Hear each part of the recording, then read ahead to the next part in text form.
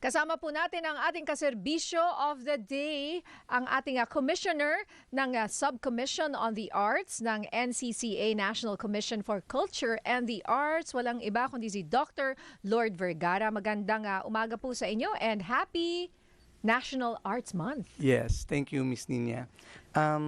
Maraming salamat for the invite, no? Opo. So, thank Ano you ba for... ang National Arts Month? No, ito kasi ay batas na sineselebrate natin every February. Binibigyan natin ng pagkakataon na i-celebrate ang ating arts dito sa Pilipinas. Po, so kayo po ang commissioner ng Subcommission on the Arts. Yes. Ano pong ibig sabihin nito? May mga subcommissions, may 4 na subcommission ang NCCA. So, ang Subcommission for the Arts takes care of the 7 committees, no? Ng arts, visual arts, architecture and allied arts, dance, music, literary arts, and cinema. So, yun siya. So bakit po siya relevant at mahalaga especially during this time? Naku, napakahalaga kasi ang tema natin ngayong taon ay Ani ng Sining. Hindi namin siya pinapalitan Pero may Ani ng sub-team na. Yes, Sining it's the every Harvest year. of the Arts. We celebrate the Harvest of the Arts during February, no? Kaya meron tayong month-long celebration. Pero hindi man siya nag-stop doon Continuous pa rin naman 'yon after February. Pero this year, yung previous subcommission, kasi kaka-elect ko lang last December, ang sub-team niya ay Katotohanan at Giting. Napaka-relevant niya. Kasi ito yung sumasalamin. Ang sining kasi sumasalamin sa ating pagkakilanlan, sa ating kasaysayan. So, very relevant. Ang katotohanan na makikita natin sa isang pinta. Yun yung mga aspect na minsan hindi na papag-usapan, pero pag dinro mo, may meaning, mayroong pagpapakahulugan. Mas nakikita po ba natin siya ngayon? Mas nagkakaroon ba ng appreciation ngayon despite all of the relevance now in pop culture, mga trends in music?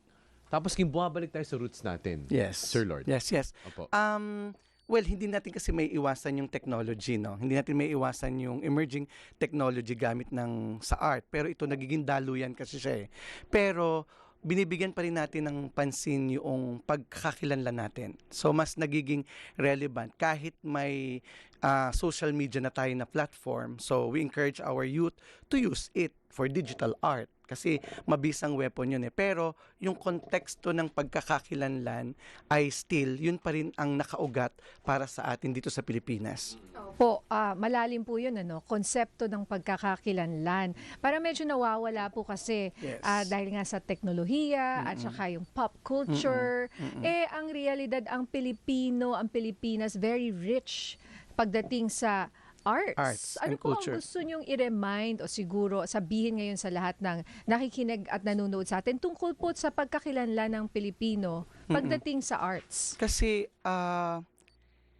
una, sa aspeto ng aking committee sa dance, no? Kasi ako ang head ng dance, tayo ay isa sa may pinakamaraming festival sa buong mundo.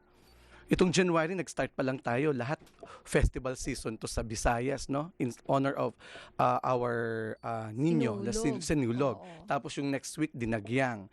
Tapos yung Lakbayaw din ng So, mahalaga kasing maintindihan ng mga tao. Kasi ang NCCA, marami pa rin siyang programa na naglalahad para maparating, ma-mainstream natin yung pinaka-arts, no? Sa lahat ng mga tao. Kasi sila yung user Parang dapat citizen-centric pa rin yung approach sa pagkilala natin sa mga sining na meron tayo. Kaya mahalaga sa amin, nakalatag kasi sa buong isang taon, no? Highlight lang kasi yung February kasi talagang we need to celebrate it. Pero yung iba't ibang committee, meron niyang mga iba't ibang gawain na nakatuon para sa, like ito, yung local government partnership, napakahalaga. We started opening the Art Pride dates. Meron tayong 5 Friday na naka-open. I don't know if you're aware of the Likhang Pilipino. We opened it na last Saan po yan? ito ay nasa Rojas Boulevard. Ito yung may mga Okay. gallery. Ito ay facilitated ng SITEM and DTI. So in partnership with NCCA, dahil Arts Month, naglagay kami ng 5 Friday na binibigyan namin ng espasyo ang mga local government. So yung mga local artists nila, mga students, mga artista nila ay dinadala doon, nagtatanghal para mas mapalapit sa ating mga citizen na makibahagi sa Ano art. po ito? Street art or may place talaga where Mayroon. you put the Meron art? siyang hall kasi sa isang May hall, may Saan hall pong siya. hall to? Anim yung hall. Sa Actually, Rojas Boulevard. Sa Rojas Libre Boulevard. ba mapumunta It's dyan? free. It's It's free. free. Oh, this is good to know para It's every free, Friday. So, yes. today, meron. Today is Bulacan. Last week Okay. is Angono. Susunod na Friday, it's I think Quezon, and then Mandaluyong and Muntinlupa. Initially yun muna. Yan muna kasi yung gusto ng bagong chair, no? Na Wow, ibukas oo. kasi Oo. inopen to ni PBBM, kailan ba siya? I think 3 weeks ago, Opo. no? Buksan ulit. Kasi ito yung parang trade hall natin ngayon. Okay. Sa may Rojas Boulevard. Along Rojas Boulevard lang. Okay, So, oo. makikita nila doon. When they go there, they can see the entire Philippines na. But every Friday lang po. So, Every Friday yung program namin because of the Arts pero Month. it's Pero just it's there. open from I think 9 to 7 p.m.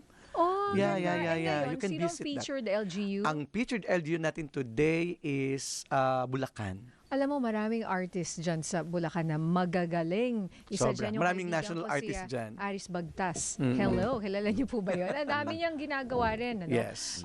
But anyway, pwede niyo rin po bang ikwento sa amin yung parang ng challenges ngayon pagdating sa arts? Kasi parang hindi siya gano'n nasusuportahan katulad sa ibang bansa. Like sa ibang bansa, di ba when you go, andun lahat, Yes. naka-display. Yes. Oo, kahit na naglalakad ka sa may, kunyari, sa may bus station, whatever, subway station, sa tabi. Dito parang kulang na kulang eh. And sa kabila ng ang gagaling ng mga Pinoy. Pilipino. Pag pumunta yung artist sa ibang bansa, sobrang silang celebrated eh. Tama ka, Miss Ninya, no? Ang ganda nung focus ng idea. Kaya please remember that the funds na ginagamit ng NCCA is through NEFCA. This is the endowment fund, National Endowment Fund for Culture and the Arts. At yan ay galing sa travel tax. Oh! Talaga? Oo, gusto. Pero Okay. may movement na i-abolish ang Tanggalin daw travel yung tax. travel Yun tax. ang isang malaking Oo. magiging challenge, Miss Ninya. But equally, our good Senator Loren Legarda is filing a bill to become a Department of Culture. Oh. Kasi si Senator ang ating Senate representative sa board. Ako ay subcommission. We have 15 member ng board eh. So ito yung policy making because NCCA is a policy and grant So lang. pag may Department of Culture na, sir, may na budget yun. na yan, May may gaan kaan na na. yun. May yes. gaan na yun. Kasi Oo. yung Sana. ginagamit namin is through NEFCA. Nakaano kami doon sa nakabangko lang. nakabangko lang kami doon sa Correct. travel tax. Ngayon, hindi pa nagbayad yung mga tao ng tax. Tapos So, hindi pa raw konti. maganda yung collection, Well, di hindi ba? pa Kaya ganun ang collection. tatanggalin, di ba? Oo. So, Oo. may portion doon, bukod sa travel tax, mayroon pang ibang pinagkukuhanan. Pero, yun kasi, kaya si Senator is really fighting for, na dapat ano siya, kasi tama yun eh. Yun ang aming challenge din. Kaya Yun pinipilit nga, namin na oo. dalahin sa pinaka grassroots yung arts, no? That's why we have mentorship for our artists to go to the different regions to teach, no? Naka-mainstream sa curriculum because sa curriculum natin, meron talaga tayong music and arts na aspect, no? So, ganun siya. Pero challenging kasi pag pinag-usapan natin ito, though ang National Museum is free, 'di ba? Sa Luneta Yeah. National Museum Oo. is free. Yun nga lamang malaking challenge din sa mga local government, lalong-lalo yung mga local council nila, arts and council na, to strengthen. No? Yes, yun Right. talaga. To strengthen. At least reminder rin po ito National Arts Month eh. Sana bigyan ng pansin. Sana magkaroon ng Department of Culture. Yes.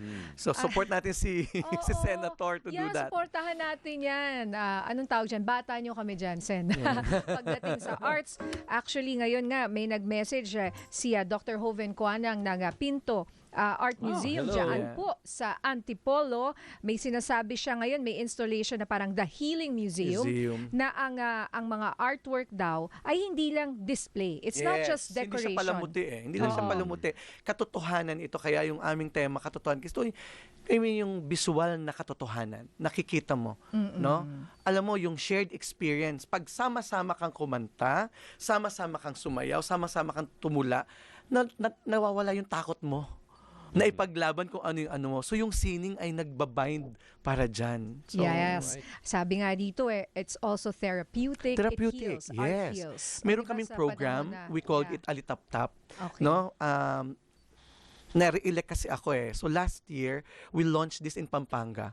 Ang focus namin yung marginalized, yung mga in conflict with the law. So we teach them how to dance because dance is therapeutic. Yes. So yun, kaya malaking bagay na ang sining talaga bigyan talaga ng pansin. at budget yan. Tingnan nyo nga yung mga Budget. TikTok, di ba? Dancing. Dancing, yes. Uso oo. yan, di ba, Migs? I have yet to see you do a TikTok dance. 6'7". Okay. Ay, naku, Alright. maraming salamat. Good luck and mabuhay po kayo dyan sa NCCA, ang ating Commissioner ng Subcommission on the Arts ng NCCA, Dr. Lord Vergara. Thank you po. Thank you, Maraming Ninya. salamat Thank po. you, Migs. Thank you po.